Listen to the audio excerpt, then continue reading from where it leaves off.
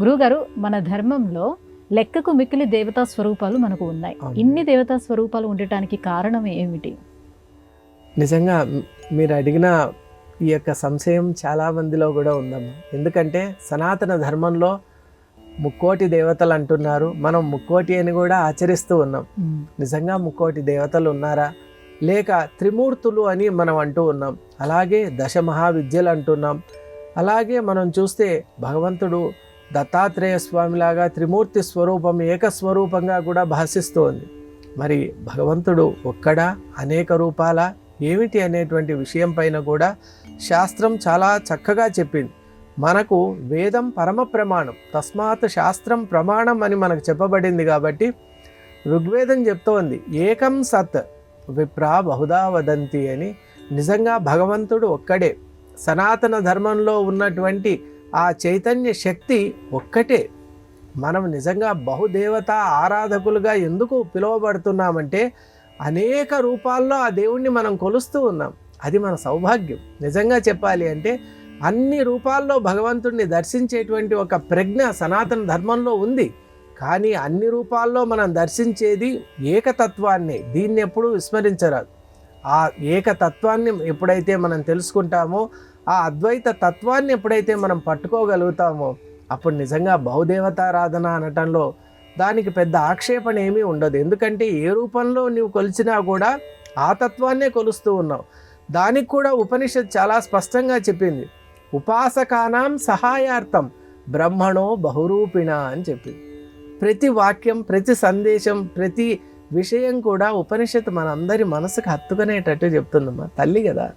అందువల్ల ఉపాసకానాం సహాయార్థం, ఉపాసనలో ఒకరికి ఒక రకమైనటువంటి నామరూపం యందు అభిరుచి అభినివేశం ఉంటాయి. కాబట్టి కొంతమందికి శివుడు ఇష్టం, కొంతమందికి కార్తికేయుడు ఇష్టం, కొంతమందికి వినాయకుడు ఇష్టం. అలా కొంతమందికి మాతృస్వరూపమైన ఆ శక్తి ఆరాధన యందు వారికి చాలా ఇష్టం ఉంటుంది. కాబట్టి అక్కడ దాన్ని ఇష్టనిష్ట అనేది మన సనాతన ధర్మంలో ఉందమ్మా. ఇష్టనిష్ట ఉంది మనకు. అంటే ఏ రూపంలో అయినా ఆరాధన చేయొచ్చు, కానీ అన్ని రూపాల్లో మనం అర్చించేది ఏకతత్వాన్ని. అది ఎప్పుడూ విస్మరించరాదు. అది కనుక మనం తెలుసుకున్నట్టయితే భేదభావాలు, ద్వేషభావాలు, విపరీత భావాలు మన మనస్సులో రావు. మనం శివుణ్ణి కొలిచినా, విష్ణువుని కొలిచినా, కార్తికేయుని కొలిచినా, సూర్యుడిని కొలిచినా, అంబికను కొలిచినా. అందుకే ఆదిశంకర భగవత్పాదుల వారు పంచాయతన పూజ అనే విధానాన్ని కూడా పెట్టి అన్ని దేవతలను కూడా ఉపాసించే మార్గాన్ని పెట్టారు. కాబట్టి ఇష్టనిష్టతో మీరు ఏ దేవతనైనా మీరు భక్తిపూర్వకంగా మనస్ఫూర్తిగా ఆరాధన చేయండి. కానీ మిగతా దేవతలకు భిన్నమని మాత్రం ఎప్పుడు అనుకోరాదు. అది ఎప్పుడైతే ఉండదో, సనాతన ధర్మంలో మనకున్నటువంటి ఈ సౌలభ్యం మనకే ఉంది. ఆ సౌలభ్యాన్ని మనం వినియోగించుకోవాలి.